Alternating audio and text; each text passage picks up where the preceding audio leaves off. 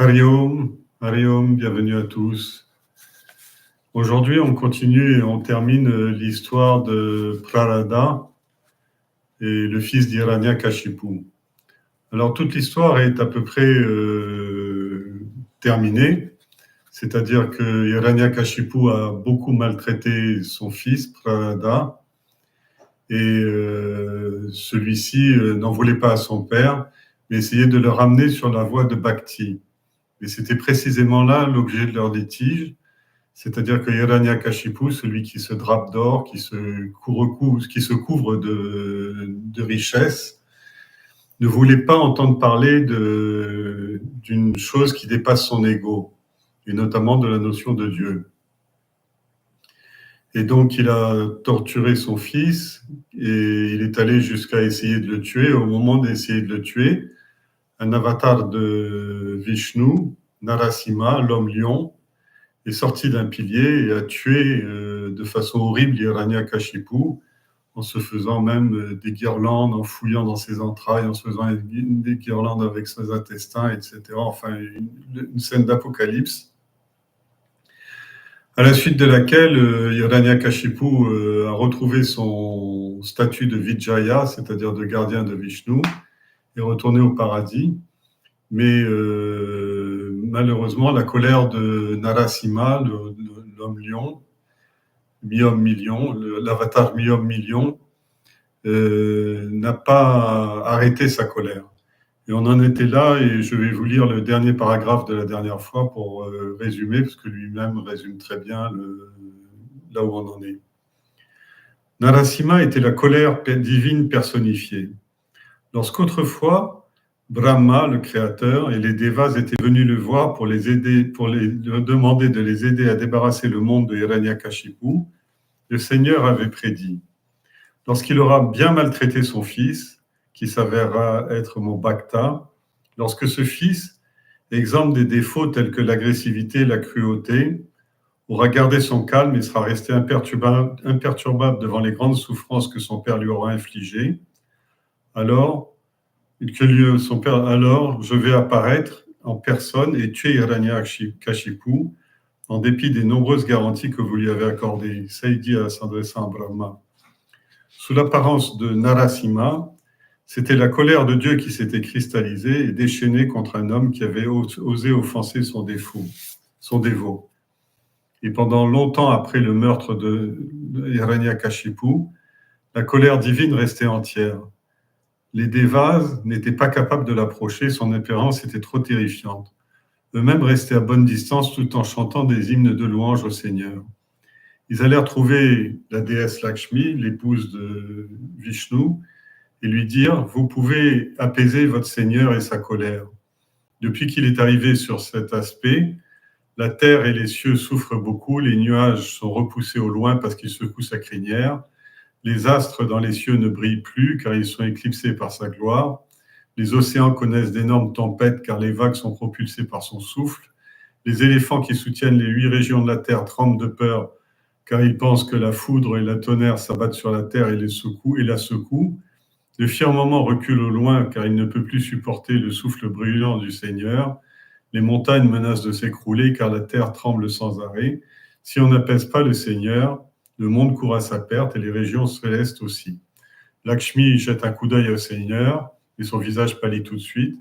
Elle leur dit: je n'ai pas le courage de m'approcher de lui quand il est dans cette humeur. Je ne l'ai jamais vu comme cela et j'ai peur.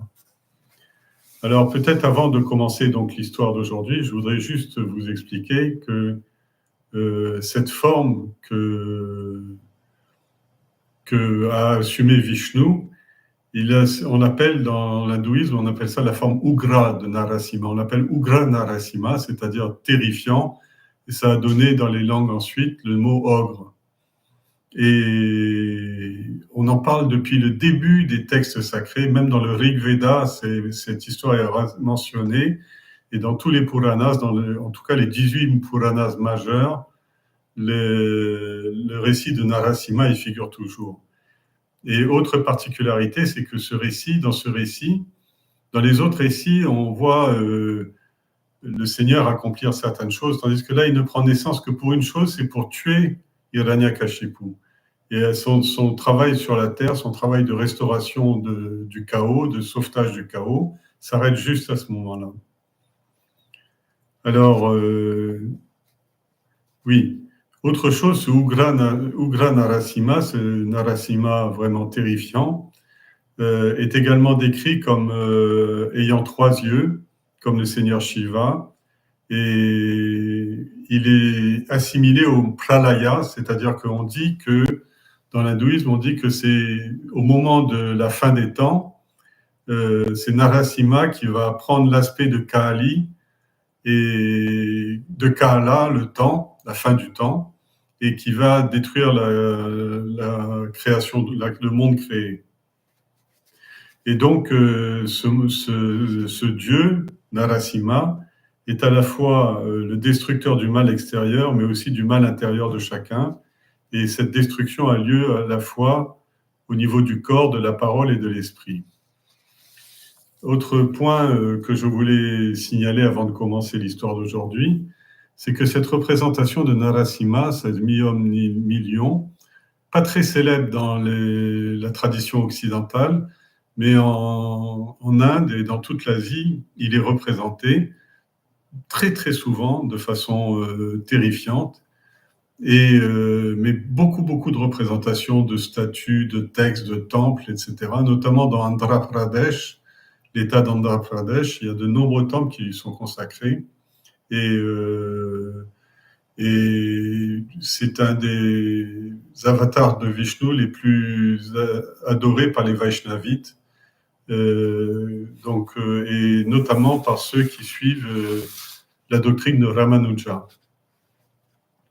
Bien, après ce petit préambule, on peut reprendre le fil de l'histoire. On est donc dans la prière de Prahlada, l'histoire de Prahlada, la fin et la conclusion. On commence. Narasimha était assis sur le trône d'Hiranyakashipu et il entendait au loin un chœur de louanges.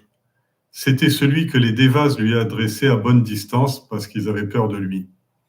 Persistant à trouver une solution au problème du monde qu'il avait créé, au problème qu'il avait créé, le seigneur Brahma alla trouver Prahlada, c'est-à-dire le fils de Hiranyakashipu, le petit enfant de 5 ans.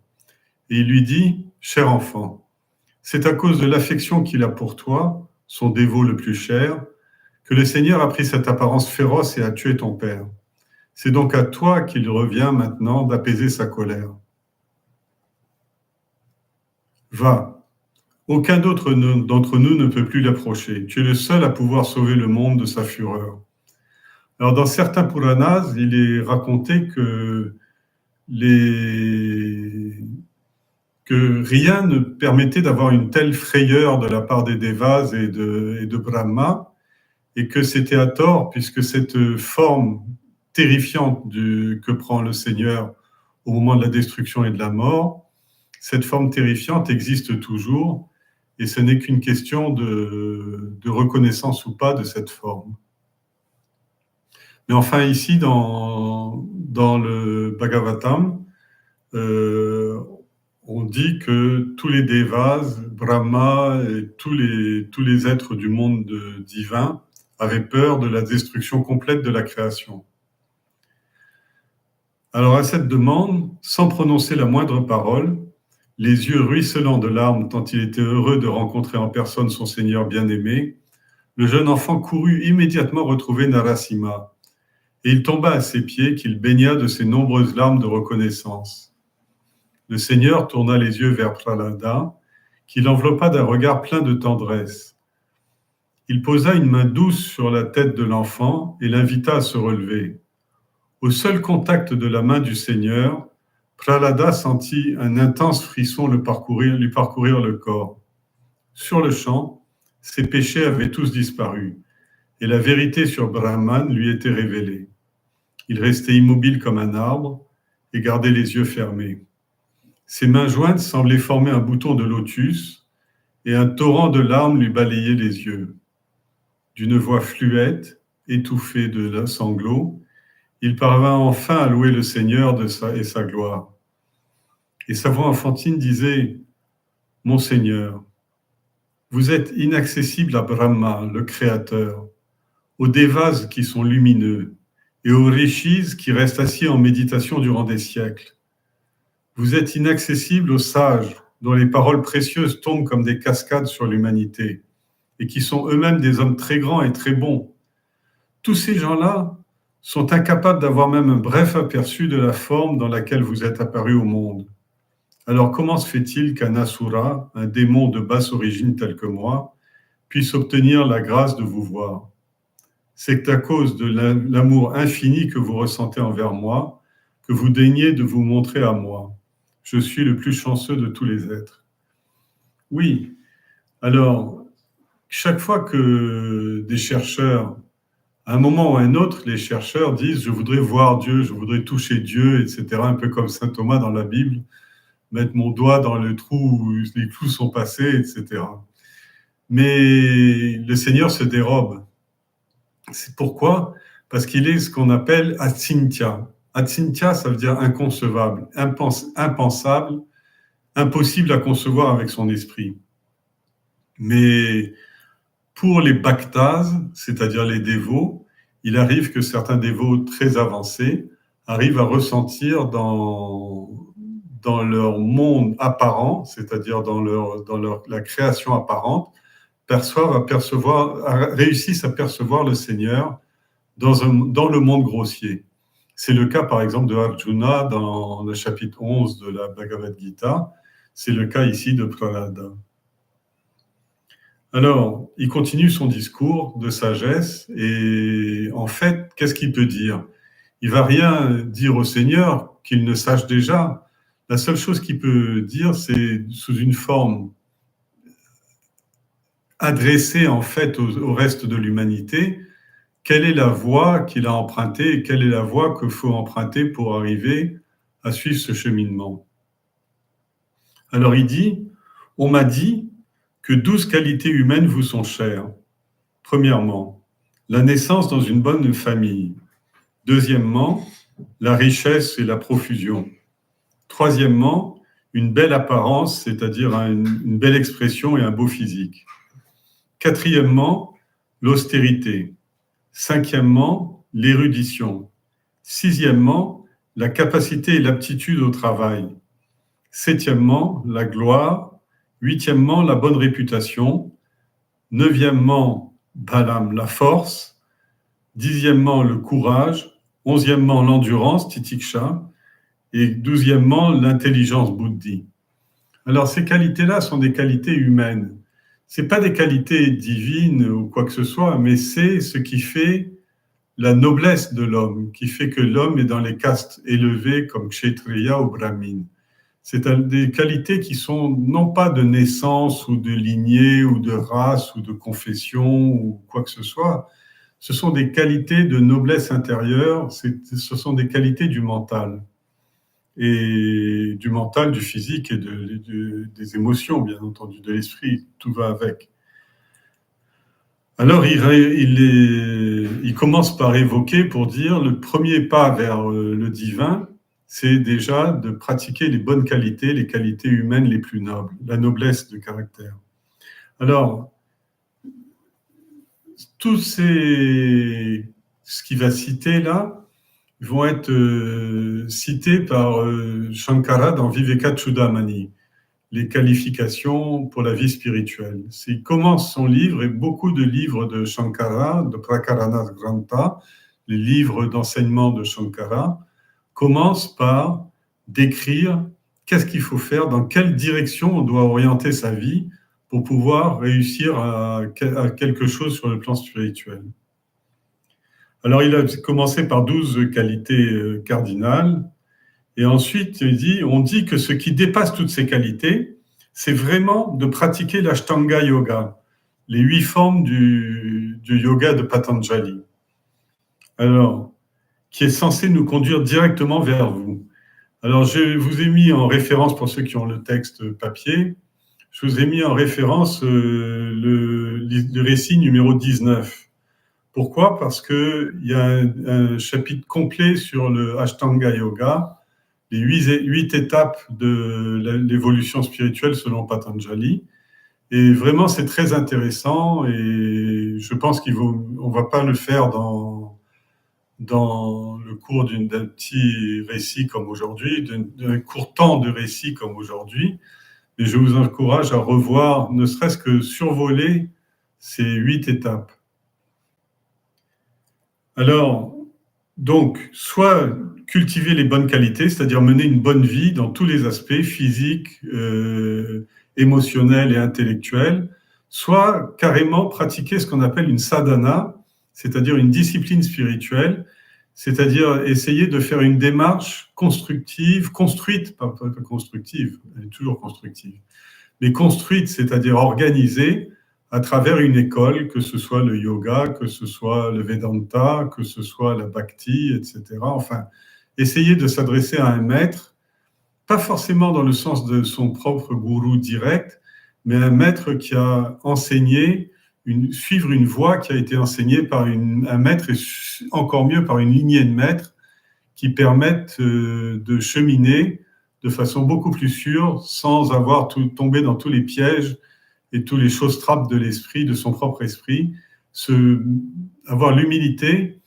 de se mettre au diapason avec une école d'évolution. J'ai souvent dit que la force de la Chinmaya Mission, c'est qu'il y a un plan d'études. Par exemple, on parle beaucoup du Vedanta et beaucoup d'adhérents suivent un peu leur bonne volonté. Un jour, ils sont yogis, l'autre jour, ils sont védantines, le surlendemain. C'est pas mauvais, mais quand même, quand on parle d'évolution spirituelle, on parle de compréhension des écritures sacrées, du message qui a été laissé par les rishis, les grands visionnaires d'autrefois. Et bien, avoir une méthode qui permette d'aller du plus simple au plus complexe, du plus grossier au plus subtil, du plus évident au plus paradoxal, eh bien, c'est une grande chance d'avoir un fil conducteur dans un labyrinthe aussi puissant que celui de la pensée humaine. Alors, il a parlé donc des qualités humaines, des qualités nectarines. Ensuite, il a parlé de la pratique d'une discipline spirituelle. Ici, il parle de l'Ashtanga Yoga. Mais il rajoute encore une chose, mais vous m'avez prouvé, ainsi qu'au monde entier, que Bhakti, ce simple amour de vous, est amplement suffisante. J'ai mis au féminin parce que Bhakti, c'est la foi. En fait, toutes les autres choses ne font que faire obstacle à votre accès. Oui, parce que, pourquoi est-ce qu'il dit ça? Parce que le plus grand obstacle, c'est l'intellectualisation. C'est-à-dire transformer Dieu en un objet de pensée, en un objet fini dans notre pensée. Et c'est une erreur, un piège qu'on commet souvent. Et en fait, la seule façon d'éviter ça, c'est-à-dire d'avoir l'arrogance de l'ego qui pense dominer son cheminement spirituel, c'est de se mettre dans la peau du bhakta, c'est-à-dire une foi dans quelque chose que l'on ne connaît pas, ou en tout cas, même si on en a une intuition, quelque chose qui dépasse complètement la volonté humaine. Même l'Ashtanga Yoga, qui pourtant représente le cheminement complet d'une vie spirituelle jusqu'à la réalisation spirituelle, même cet Ashtanga Yoga reste très en deçà de Bhakti. C'est pour ça que beaucoup de maîtres contemporains, dont Swami Chinmayananda, dont Swami Pranavananda aussi, et dont beaucoup d'autres, tels que les plus grands, tels que Ramakrishna, Shivananda, etc., ils laissent une place très importante à Bhakti en disant que ce que l'on conçoit avec la raison doit être tracté.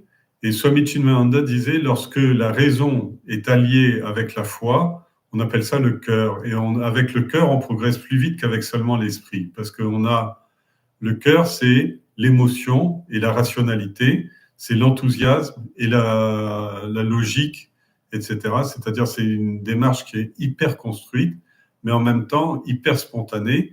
Et dans la bhakti, le piège de se cantonner au simple jnana yoga ou la simple enquête discriminative c'est qu'on utilise l'intellect, et l'intellect est comme un scalpel, c'est-à-dire qu'il sait couper, mais il ne sait pas réparer. Et en fait, l'intellect, buddhi, est un instrument qui fonctionne par élimination, c'est-à-dire par dissection. Donc, d'ailleurs, on dit souvent avoir un intellect tranchant.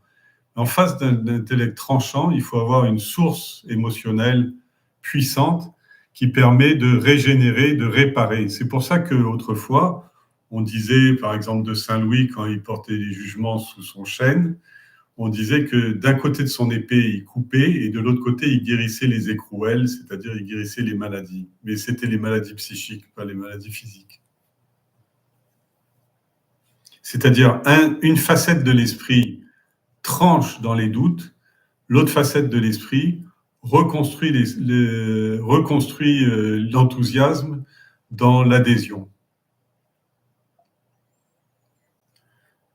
Donc, même l'Ashtanga Yoga est très en deçà de Bhakti, j'en suis sûr. Sinon, comment un simple animal, comme un éléphant par exemple, pourrait obtenir votre miséricorde? Il fait une allusion à une histoire qui va venir juste après.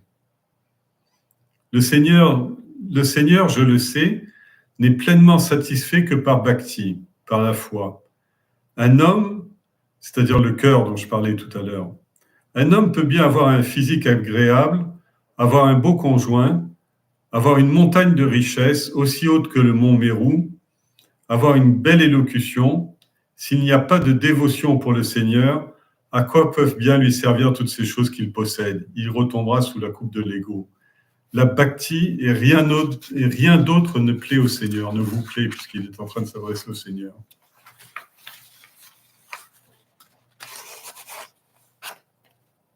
Seigneur, tous les devas qui sont rassemblés ici autour de vous sont vos bhaktas. Ils vous sont tous très chers. Nous aussi, les démons, les êtres asuriques, nous vous adorons, même si la dévotion des devas est supérieure à la nôtre. C'est-à-dire, globalement, c'est juste un des points que les religions du livre ont beaucoup de mal à aborder, c'est-à-dire, si Dieu existe, il n'y a pas de place pour le diable. C'est-à-dire que tout est l'œuvre de Dieu. Si le monde est l'œuvre de Dieu, le diable n'a pas d'œuvre à faire. C'est-à-dire que l'œuvre qu'il fait, c'est au service du Seigneur. C'est ce que nous raconte toute cette histoire.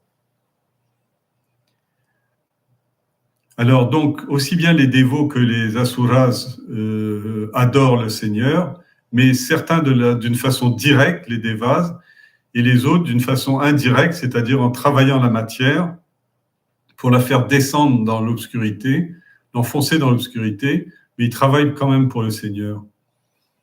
C'est pour augmenter l'éclat du monde et pour rendre les gens plus heureux que vous avez pris... Pardon. Et pourtant, voilà que même les devas, aujourd'hui, vous craignent. Votre avatar devrait bénir le monde. C'est pour augmenter l'éclat du monde et pour rendre les gens heureux que vous avez pris cette apparence. Je vous en prie. Abandonnez cette colère, mon Seigneur. L'Asura, c'est-à-dire mon Père, qui vous a irrité est mort, pour le plus grand bien de toutes les créatures. Aussi, je vous demande d'abandonner cette colère. Je n'ai peur ni de vous, ni de votre colère, ni de votre apparence. La seule chose dont j'ai vraiment peur, la seule chose que je crains, est cet océan effrayant de ce qu'on appelle le samsara. Ce qui est effrayant, c'est de rester coincé dans le cycle des naissances et des morts. Ce n'est pas la mort en elle-même, c'est de devoir renaître après cette mort pour recommencer les mêmes bêtises. Pour celui qui veut être avec vous, c'est le samsara, ce tourbillon qui a un aspect terrible et qui est insupportable. À l'époque, les serviteurs démoniaques de mon père m'ont attaché et jeté dans l'eau pour me noyer. Eh bien aujourd'hui, je me sens toujours entravé par les liens de karma, de l'action et de la renaissance, et que j'ai moi-même créé, et je reste plongé, noyé dans cet océan du samsara dans lequel je me suis moi-même jeté. Aussi, maintenant que je vous ai vu, je prie que mes liens soient dénoués et brûlés. Je prie ardemment pour que je vous rejoigne bientôt. En fait, toute sa prière, c'est une prière pour la réalisation spirituelle, mais même au-delà de la réalisation spirituelle, c'est-à-dire la réalisation spirituelle veut dire là, conscience permanente de la présence du Seigneur. Mais il demande plus que ça. Ce qu'il demande, c'est d'être détruit. Je prie ardemment pour que je vous rejoigne, c'est-à-dire que la destruction totale de l'ego, l'identification totale avec Dieu. On appelle l'état de Brahmavidya. À ces mots, le Seigneur Narasimha abandonna sa colère et prenant le jeune enfant sur ses genoux, il lui dit « Mon enfant, je t'aime beaucoup. Tu es le plus grand des asuras, tu es le plus noble de ces démons. Je veux t'accorder tout ce que tu désires. Tu n'as qu'à me demander, je suis ici pour satisfaire tous les désirs des hommes. Donc, demande-moi ce que tu désires le plus et je vais te l'accorder. » Et en fait, cette scène, elle va vous rappeler si vous avez un petit peu étudié le Vedanta ou l'hindouisme, ça rappelle l'histoire de Natsiketas dans le palais du démon, de Yama, de la mort. En fait, Natsiketas, c'était pareil, son père l'avait envoyé à la mort, enfin, parallèle, c'est pas pareil. Son père l'avait envoyé à la mort en disant « Va au diable, va mourir ». Et il avait attendu devant la porte du palais, mais la mort était tellement occupée à tuer des gens, à aller chercher tous les morts, etc. Pendant 3 jours, il n'a pas pu rentrer chez lui pour se reposer et se délasser. Et quand il arrive, il trouve ce petit enfant et il lui demande des vœux. Et parmi les vœux, l'enfant demande « Je voudrais savoir ce qui se passe après la mort. » Là, Yama lui dit « Oh là là, demande-moi ce que tu veux. Si tu veux, des beaux rubans, je peux des chars avec des danseuses, des musiciens célestes, 1000 vies, la royauté sur tous les mondes, etc. » Et Natsiketas lui dit « Non, non, non, non, non, je veux pas tout ça. Je veux juste savoir ce qu'il y a après la mort, ce qu'il y a au-delà de la mort. » Et là, c'est pareil. C'est-à-dire que lui, il demande en fait à mourir, mais pas dans le sens mourir sur le plan physique, mais mourir en tant qu'individualité pour ne plus faire qu'un avec cet absolu auquel il aspire. En fait, le Seigneur essayait donc de tenter l'enfant avec des choses attirantes du monde. Mais Prahlada n'était pas intéressé par cette offre de faveur. Il sourit très gentiment et déclina de la façon suivante. « Mon Seigneur, n'essayez pas de me tromper ou de refuser de m'offrir une place à vos côtés, parce que c'est la seule chose que je désire. Je suis un asura, c'est-à-dire un asura privé de lumière, asurique privé de lumière. Je suis un asura et la nature asurique ou matérialiste veut que nous courions après les objets des sens. Vous connaissez très bien cette faiblesse qui est en nous et vous êtes en train de me proposer que de mon propre gré, je me jette à nouveau dans cet océan de l'illusion. Non, merci Seigneur.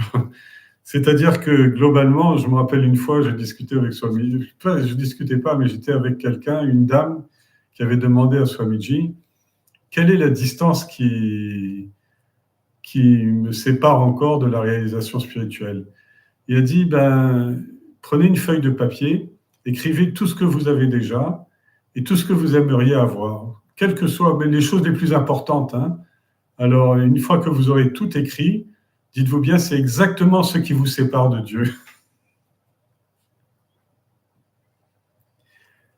Alors, là, c'est pareil, c'est-à-dire que la seule faveur qu'il veut, il ne veut pas être trompé avec des objets d'essence. Il dit, vous connaissez très bien cette faiblesse des asuras, des êtres privés de lumière, et vous me proposez de me jeter dans l'océan de l'illusion? Non, merci. Je vous ai vu et vous savez que je vous ai toujours aimé. Je crains le groupe des organes d'essence, les Jnanendriyas, et je les déteste aussi, et je déteste aussi leurs objets. Vous savez, en sanskrit, les objets, le mot objet se dit vishaya. Vishaya veut dire le poison. Alors, je déteste les organes d'essence, l'ouïe, l'odorat, la vue, le toucher, etc. Et je déteste les objets aussi, c'est-à-dire tous les vishadas. Je pense que vous essayez de tester la solidité de ma dévotion envers vous. L'homme qui vous demande une faveur en échange de sa dévotion n'est pas un bhakta. En fait, c'est un commerçant. C'est-à-dire, si tu me donnes mon diplôme, je te donnerai 3 cocos. Mais si tu me donnes un boulot à la suite de mon diplôme, je te donne 10 cocos. C'est-à-dire, je t'achèterai un peu plus. C'est pour ça qu'il avait dit plus haut, faites bien attention, des choses qu'on dépeint comme étant des pratiques spirituelles, notamment la demande des vœux, etc., sont souvent, pour un vrai chercheur spirituel, sont considérés comme des obstacles. Moi, je ne suis que votre fidèle. Je ne suis pas votre commerçant, votre businessman ou votre marchand, votre contrepartie marchande. Je ne suis que votre fidèle. Je suis votre dévot sans aucun autre désir. Quant à vous, vous êtes mon Seigneur, qui n'attend rien de son dévot si ce n'est sa foi. Pourquoi serait-il nécessaire entre nous de parler de désir ou de la façon d'exaucer ces désirs? C'est-à-dire pas de bargain avec le divin. Avec les autres, vous pouvez parler, vous pouvez vivre, etc. Vous êtes dans la société. Mais lorsque vous êtes en face de Dieu, essayez d'aimer Dieu pour Dieu et pas d'aimer Dieu pour les objets.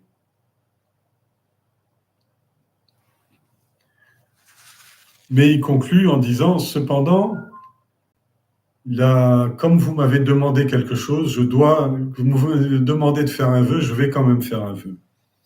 Cependant, puisque vous m'avez ordonné de vous demander une faveur, je ne peux pas vous désobliger et refuser de le faire. Je vous formule donc cette faveur unique que j'attends de vous. Je demande que la forme que vous avez prise pour vous manifester aujourd'hui reste pour toujours gravée dans mon cœur, car je sais que c'est là que vous serez sous cet aspect. Et sous cet aspect, il ne peut plus y avoir la moindre place pour un quelconque désir mondain. Si mon amour pour vous remplit constamment ce cœur qui est le mien, alors le corps, le sharira, les sens de perception, les indriyas, les pranas, les souffles vitaux, mana, l'esprit, buddhi, l'intellect, et aussi le devoir, le courage, les sentiments de honte, le sentiment de richesse, de gloire, la mémoire et même la vérité, tous ces objets devront céder leur place et être détruits dans le feu de Bhakti. C'est-à-dire il va comme toujours dans la spiritualité, on va du plus grossier au plus subtil. C'est comme quand on présente les éléments, on part de l'élément terre pour arriver à l'élément eau, pour arriver à l'élément feu, pour arriver à l'élément air, pour arriver à l'élément espace, pour arriver au-delà, au gunatita, ce qui est au-delà des gunas, des éléments, des qualités. Et de la même façon, là, il dit, commencez par vous débarrasser, par exemple, des objets corporels, des objets qui flattent les sens, c'est-à-dire des émotions, des sensations corporelles, des souffles, de la santé, etc. Esprit, l'amour, le désamour, l'intellect, les idées, les croyances, les convictions, etc. Et même votre dharma, votre devoir, votre courage, c'est-à-dire toutes les qualités les plus nobles, la gloire, la mémoire et même la vérité. Tous ces objets doivent céder leur place et être détruits dans le feu de la bhakti. Détruits dans le feu de la bhakti, ça veut pas dire qu'ils n'existent plus, mais ça veut dire que tout doit être tourné vers la spiritualité. Lorsque la foi est devenue ferme, la première chose qui va disparaître, c'est l'ego. Et avec l'ego, toutes les qualités qui lui sont associées disparaissent aussi. Lorsque l'homme se débarrasse des désirs de son cœur, ou débarrasse son cœur des désirs, il devient aussi riche que vous, mon Seigneur. Je vous salue, vous, l'ancien Purusha, le Parabrahman, Hari, Narayana, Narasimha. C'est-à-dire lui, l'ancien, l'actuel et le futur.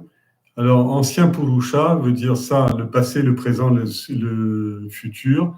Parabrahman veut dire la conscience absolue, la conscience ultime, la conscience sans second, et qui prend les aspects de Hari, Vishnu, Narayana, le seigneur de l'humanité, et même son avatar Narasimha.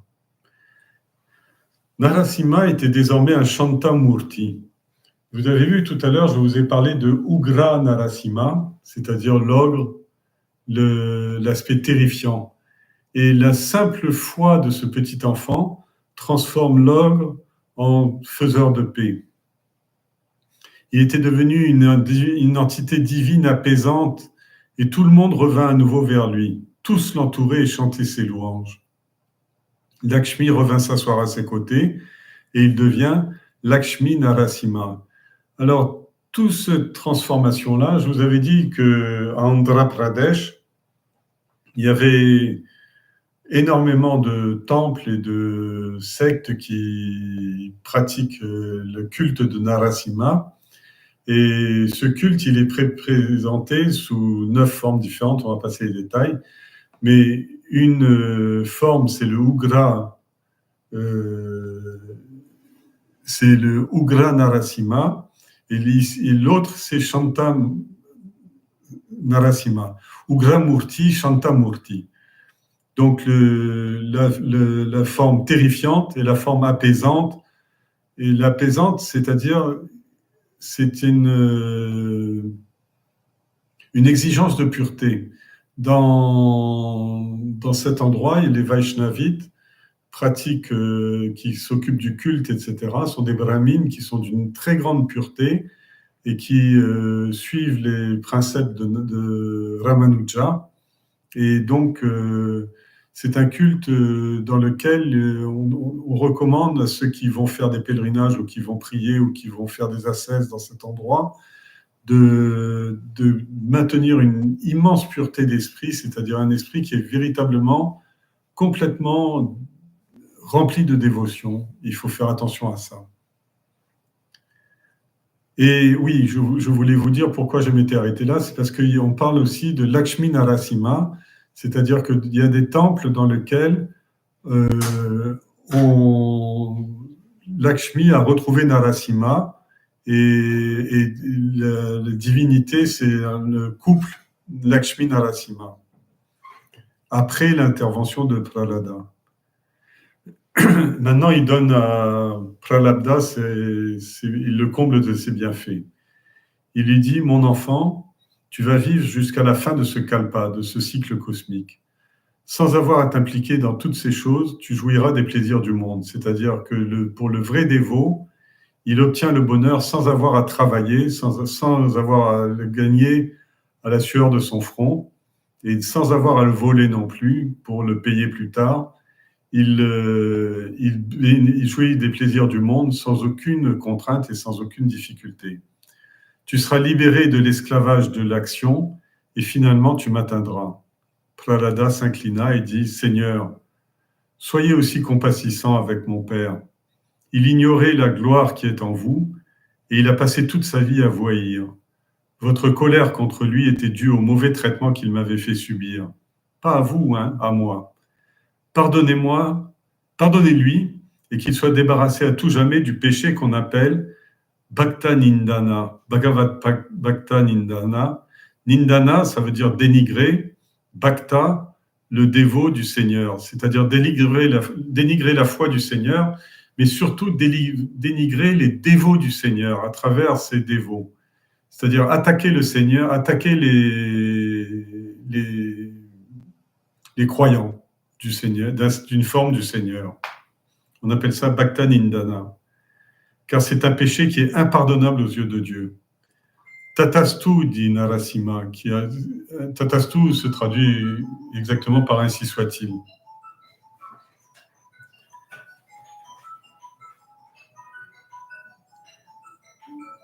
Et Narasimha dit ainsi soit-il, et il ajouta tout en souriant, puisque tu es né dans la lignée d'Hiranyaksha. Aksha, vous savez, c'était l'autre frère, c'était Jaya, le deuxième des démons. Lui et 21 de ses descendants asuras sont désormais purifiés de leurs péchés. Hiranyaksha, le père de la lignée, a donc atteint la terre des Pitrus, de tes ancêtres, et tu peux désormais accomplir les rites ancestraux pour lui. je veux que tu saches aussi que tous tes descendants me seront aussi chers. Se retournant ensuite vers Brahma, Narasimha lui dit, attendez, avant d'aller là, dans cette histoire de Prahlada, il lui dit, tu vivras jusqu'à la fin du Kalpa. C'est-à-dire, il n'obtient pas la libération tout de suite, mais il obtient un statut un peu comme Dhruva, l'étoile polaire. C'est-à-dire que jusqu'à la fin du monde, il reste libéré, affranchi du karma, de la loi de karma, mais pas complètement dans la fusion tout de suite. Il lui donne pas la fusion tout de suite.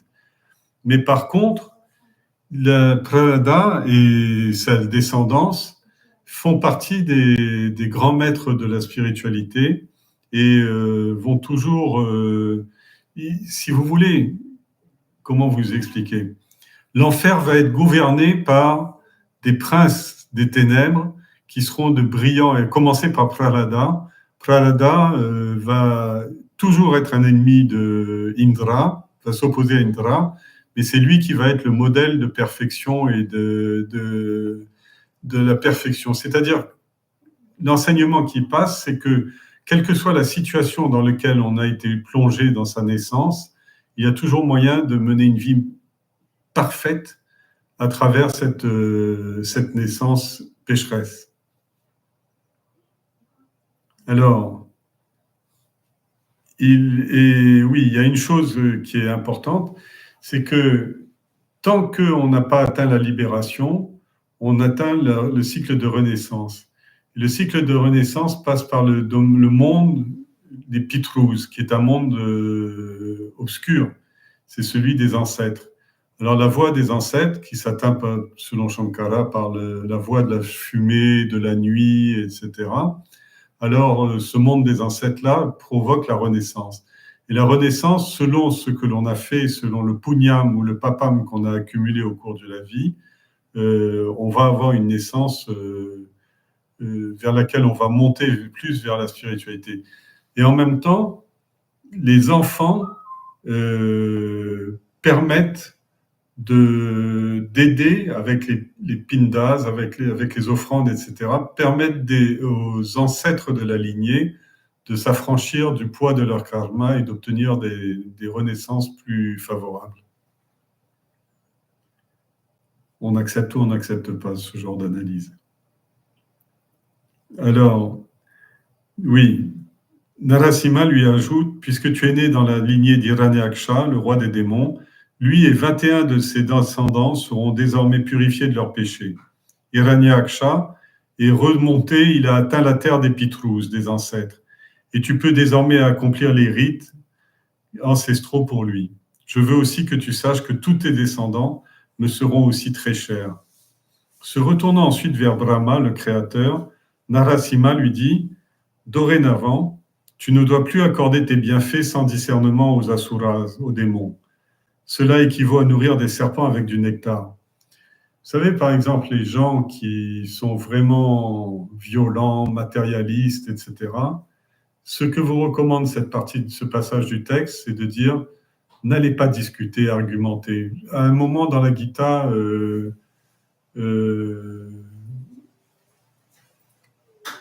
Krishna dit à Arjuna, je t'enseigne parce que tu ne discutailles pas. C'est-à-dire que globalement, tu es quelqu'un qui vaut la peine d'être enseigné. C'est-à-dire que c'est pas porter un jugement sur les gens, mais si vous avez une discussion à mener avec quelqu'un, vous n'avez pas de jugement à avoir sur la personne. Et la seule chose que vous devez distinguer, c'est est-ce qu'il cherche sincèrement à s'approprier quelque chose, est-ce qu'il cherche sincèrement à avoir quelque chose de vous, ou est-ce qu'il se complaît dans la critique, la discutailler, ridiculiser, etc. À ce moment-là, c'est un péché et c'est très dangereux. C'est exactement comme nourrir un serpent. Nourrir un serpent, on dit, il va se retourner et vous piquer. Narasimha disparu de leur vue. C'est ce que je vous avais dit. Narasimha est arrivé sur la Terre uniquement quelques heures. Il est venu tuer Hiranyakashipu, récupérer son Vijaya, son disciple, et il est reparti dans Vaikunta. Mais en même temps, cette présence du Seigneur, cette présence destructrice, c'est la même que l'on peut appeler Shiva, Mahashiva, ou alors qu'on peut appeler Kala à la fin des temps, et qui provoque la destruction du Kalpa quand tout est dit. Alors, Narasimha disparut de leur vue. Alors, Prahlada se retourne ensuite vers Brahma, le Créateur, et l'honore, ainsi que les Devas, et ils purent rentrer chez eux. Ils étaient tous très heureux parce que l'épine qu'ils avaient été fait tant souffrir pendant de longues années leur avait été retirée du pied. En fait, l'épine, c'est que, globalement, les forces telluriques, les forces des titans, avaient accaparé toute l'énergie du monde. Tandis que là, il l'avait relâché, et c'est le symbole qui est représenté par les Devas qui peuvent retourner dans le paradis, dans le Devaloka, dans le monde des dieux, parce que le monde de la lumière, le monde de la connaissance. C'est-à-dire que pendant un certain temps, toute la lumière de la conscience avait été confisquée, avait été écrasée, confinée dans la matière, et là, ils sont relâchés. Ils sont relâchés par qui? Par le petit enfant Prahlada, qui les salue et qui ne demande pas des remerciements ou quoi que ce soit. On ne chante pas ses louanges et tout. C'est lui au contraire, parce que c'est un enfant de Brahma et il a agi sur les conseils de Brahma, à la demande de Brahma.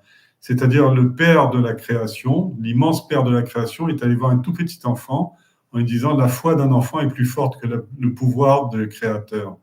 Et il le salue, et grâce à cette foi, il peut retourner au paradis, c'est-à-dire que l'innocence qui paraît tellement faible dans ce monde de brute et de violence, la simple innocence, la pureté de cœur et tout suffit à restaurer, à faire transformer le chaos du monde en monde cosmique divin.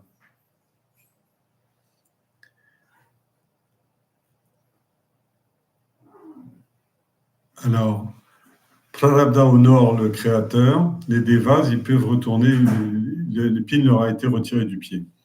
Narada continua son récit, expliqua ce qui suit à Yudhishthira. Là, on revient sur la scène, puisque tout ça est raconté par Narada, le grand intercesseur entre les hommes et les dieux, et il est raconté à Yudhishthira, le roi des frères Pandavas, le grand frère de Arjuna, qui vient de monter sur le trône, poussé par Krishna. Et quand à la mort de Hiranyakashipu, il se demande, il pose des questions à Narada pour se faire expliquer la situation.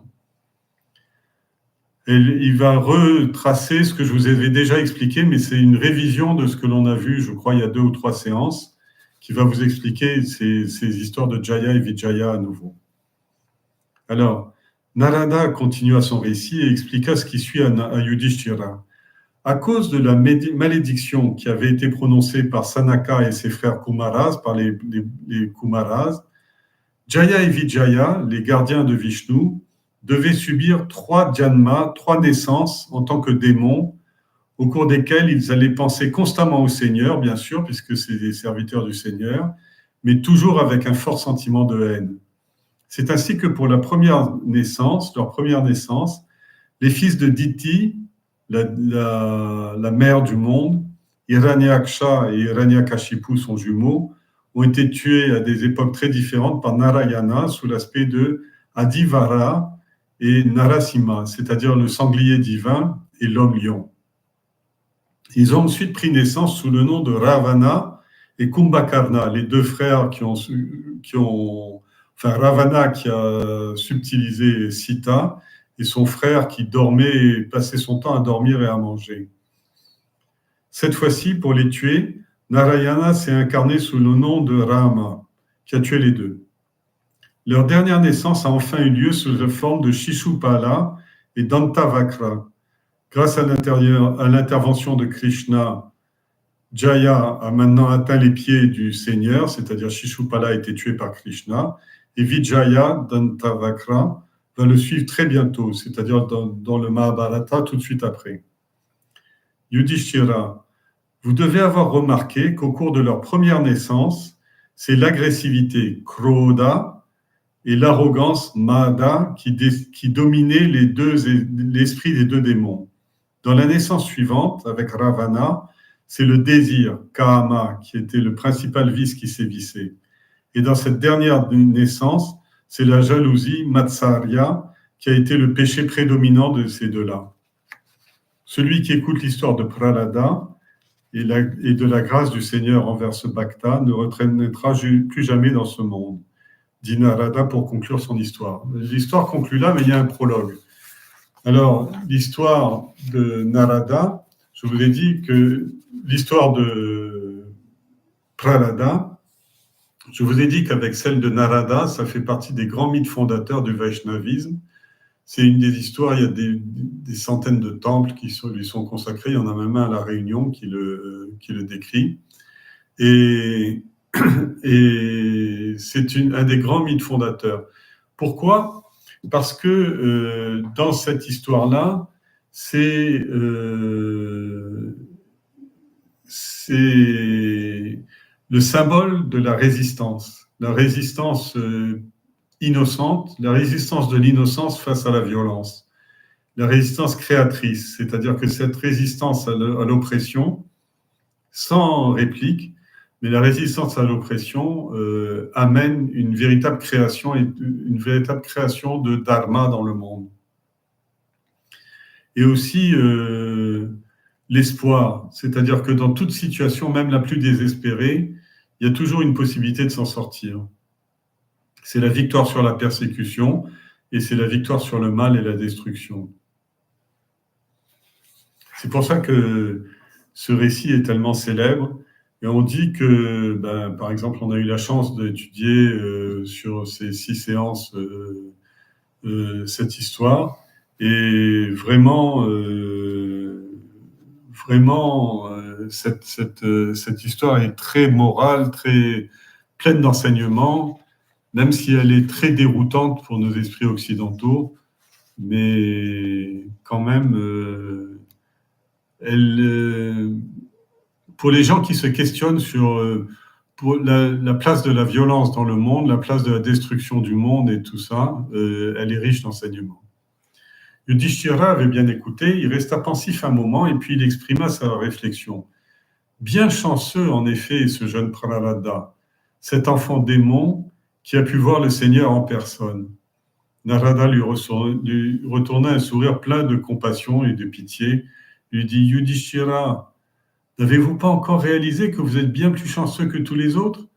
Laissez-moi vous expliquer pourquoi.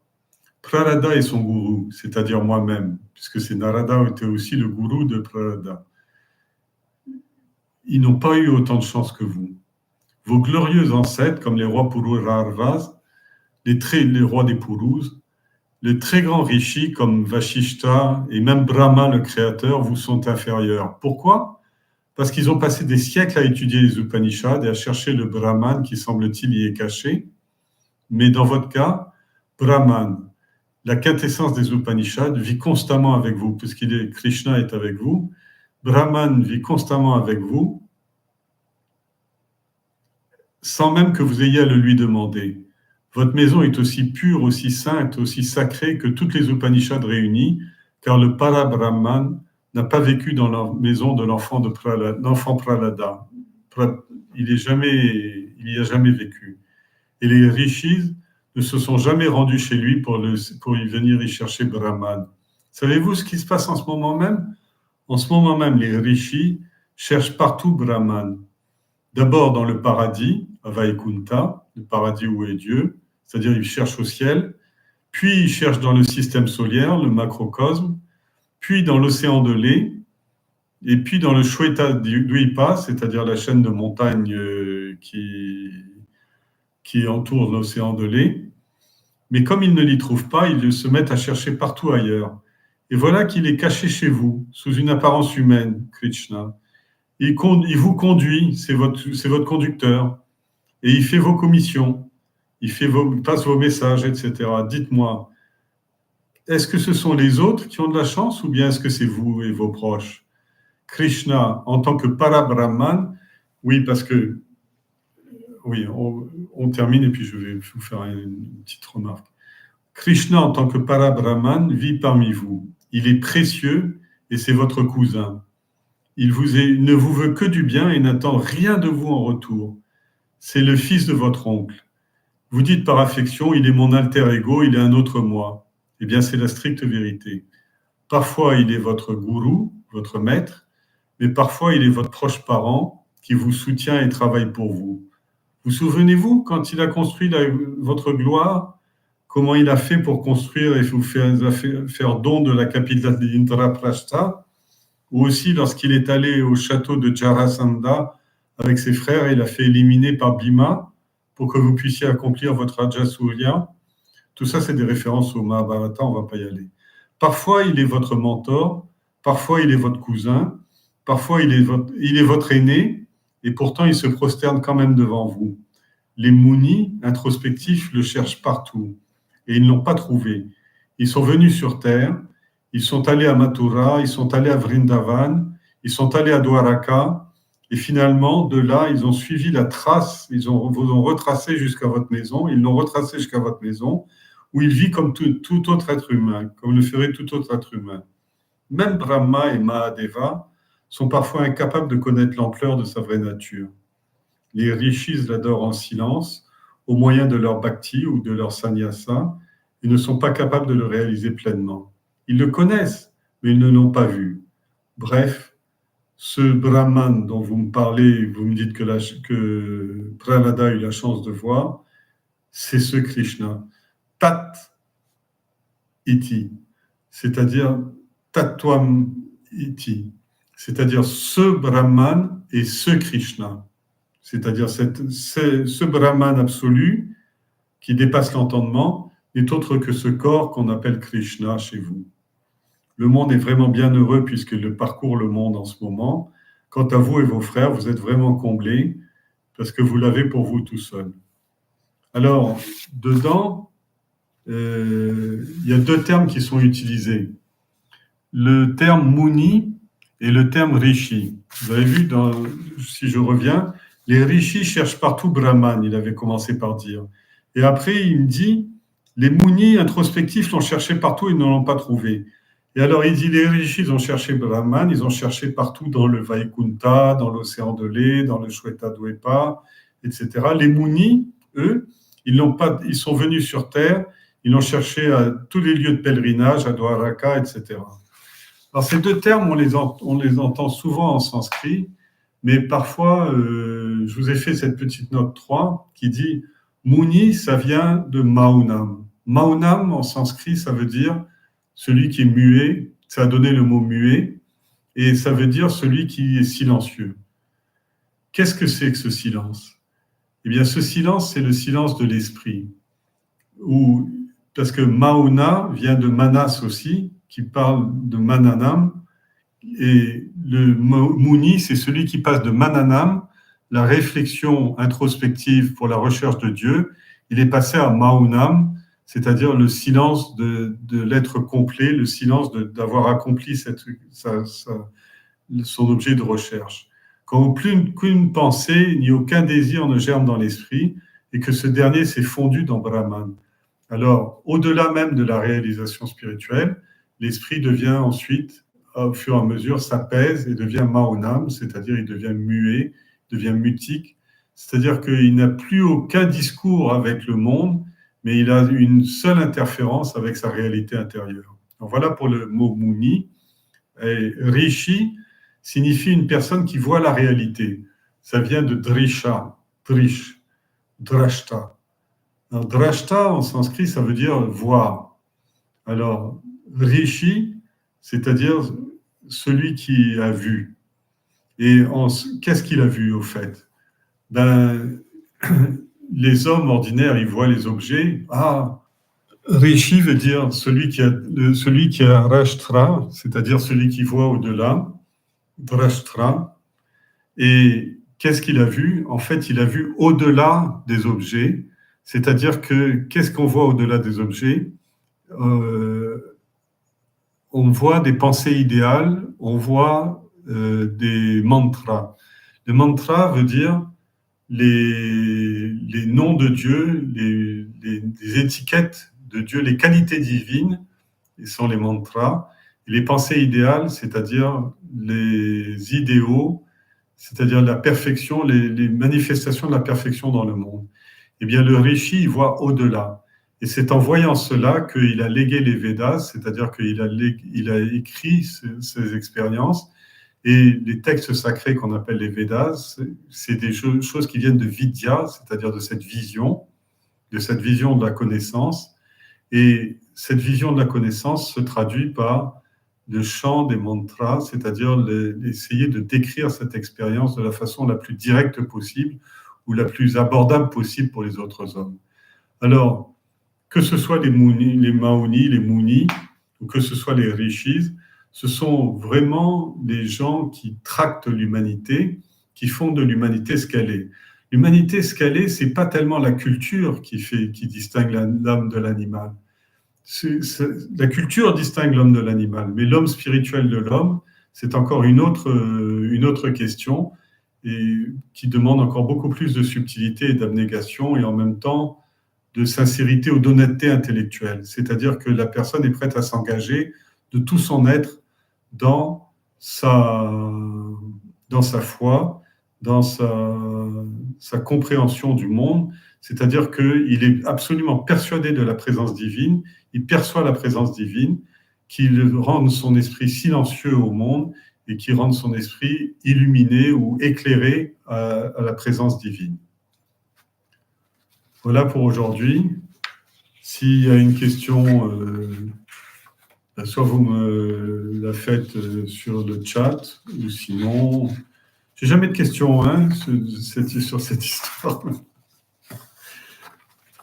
Mais vous pouvez toujours m'envoyer par le Gmail. Je vous ai mis l'adresse Gmail sur le site. Je vous propose donc d'arrêter là pour aujourd'hui.